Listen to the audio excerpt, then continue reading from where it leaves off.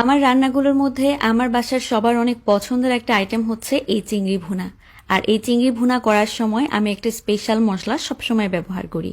আর এই মশলাটা দেওয়ার কারণেই আমার হাতে চিংড়ি ভুনা খেতে সবাই এত বেশি পছন্দ করে।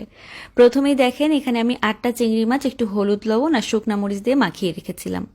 তারপর চিংড়িগুলোকে একটু লাল লাল করে ভেজে নিব। চিংড়ি মাছ কিন্তু বেশি সময় নিয়ে ভাজা যাবে না, ভেতরে শক্ত হয়ে যাবে।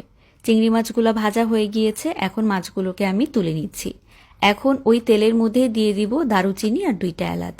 একটা দারুচিনি নিয়েছে, 2টা এলাচ দিয়েছি। চিংড়ি মাছ ভুনায় এটা অবশ্যই ব্যবহার করতে হবে। এদিকে দেখেন পেঁয়াজ নিয়েছি হাফ কাপ পরিমাণে। তো পেঁয়াজ কুচিকে এখন কিছুক্ষণের জন্য একটুখানি ভেজে নিতে হবে। তো পেঁয়াজটা যেন তাড়াতাড়ি নরম হয়ে যায় সেজন্য আমি একটু লবণ দিয়ে দিলাম। লবণটা দেওয়ার পরে কিছুক্ষণ নেড়ে পেঁয়াজটাকে একটু হালকা লাল লাল করে নিব। এদিকে দেখেন একটা মিডিয়াম সাইজের পেঁয়াজ, একটা দেশি রসুন আর হাফ চা চামচ আদা দিয়ে ব্লেন্ডারে সামান্য পানি দিয়ে ব্লেন্ড করে নিয়েছিলাম, সেটা দিয়ে দিয়েছি। ভালোভাবে মশলাটাকে একটুখানি কষিয়ে নিব। এদিকে 2 চা চামচ শুকনা মরিচের গুঁড়া, হাফ চা চামচ হলুদের গুঁড়া, হাফ চা চামচ লবণ, হাফ চা চামচ ধনিয়ার গুঁড়া, হাফ চা চামচ জিরার গুঁড়া দিয়েছি। এখন এই মশলাটাকে সামান্য পানি দিয়ে খুব ভালোভাবে আমি কষিয়ে নিব, যেন মশলার মধ্যে কোনো কাঁচা গন্ধ না থাকে। তো মশলাটাকে ভালো করে একটু কষিয়ে নিয়েছি। এখন আমি এখানে একটা স্পেশাল মশলা দিব, সেটা হচ্ছে 5টা কাজু বাদাম।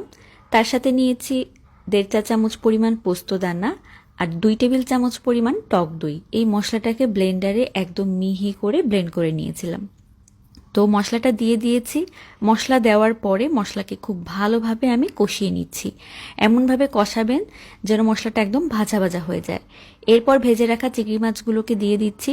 মাছটা দিয়ে জাস্ট 2-1 মিনিটের জন্য একটুখানি নেড়ে আমি কষিয়ে নিব মশলার সাথে।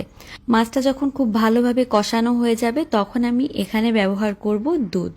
তো এখানে পানি ব্যবহার না করে দুধটা ব্যবহার করবেন, তাহলে এই চিংড়ি ভুনা খেতে অনেক বেশি টেস্ট হবে। আমি সবসময় এটাই করি, চিংড়ি ভুনার ভিতরে নর্মাল পানি দিয়ে সেদ্ধ না করে এখানে আমি দুধটা ব্যবহার করি, এতে করে চিংড়ি ভুনার স্বাদ অনেক বেড়ে যায়। তো দুধটা দেওয়ার পরে আমি একটু আলতো হাতে নেড়ে দিচ্ছি। এখানে আমি হাফ কাপের মতো দুধ ব্যবহার করেছি। দুধটা দিয়ে আমি কয়েকটা কাঁচামরিচ দিয়ে দিয়েছিলাম। তো 3-4টা কাঁচামরিচ দিয়ে দিলেই হবে, ভেঙে দেওয়ার দরকার নেই।